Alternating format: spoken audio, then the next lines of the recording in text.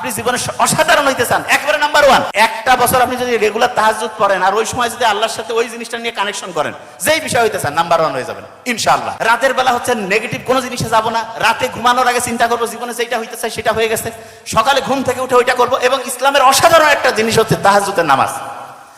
ইসলাম বিজয়ের আগে একটা বছর সাহাবী থেকে শুরু করে অন্য যারা ছিল রেগুলার তাহাজ্জুদ পড়তো। আপনি জীবনে অসাধারণ হইতে চান, একবারে নাম্বার ওয়ান। একটা বছর আপনি যদি রেগুলার তাহাজ্জুদ পড়েন আর ওই সময় যদি আল্লাহর সাথে ওই জিনিসটা নিয়ে কানেকশন করেন, যেই বিষয় হইতে চান নাম্বার ওয়ান হয়ে যাবেন ইনশাআল্লাহ। তাহলে যে জিনিসটা বলতেছিলাম, প্রথম কাজ, প্রথম যেইটাই আপনি সেরা হইতে চান সেইটা আপনি রেগুলার প্র্যাকটিস করবেন। রেগুলার আপনি মনে করেন যে ধরেন একটা বিষয় হচ্ছে যে প্রফেসর হইতে চান যে কোনো বিষয়, তাহলে ওই বিষয় দৈনিক 5 মিনিট 10 মিনিট 15 মিনিট দৈনিক পড়তে থাকেন, দৈনিক পড়েন।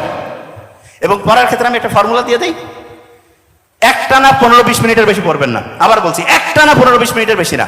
প্রত্যেক ঘন্টায় 2টা সেশন করেন, 15-20 মিনিট করে পড়েন, 5-10 মিনিট রেস্ট, আবার 15-20 মিনিট পড়েন, 5-10 মিনিট রেস্ট। এই যে 2টা সেশনের মাঝখানে 5 থেকে 7 মিনিটের একটা রিভিশন দেন।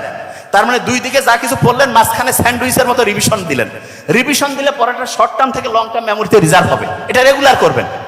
রাতে ঘুমানোর আগে চিন্তা করবেন যাইটা চাইছেন সেটা হয়ে গেছেন এবং সারাদিন যা পড়ছেন রিভিশন।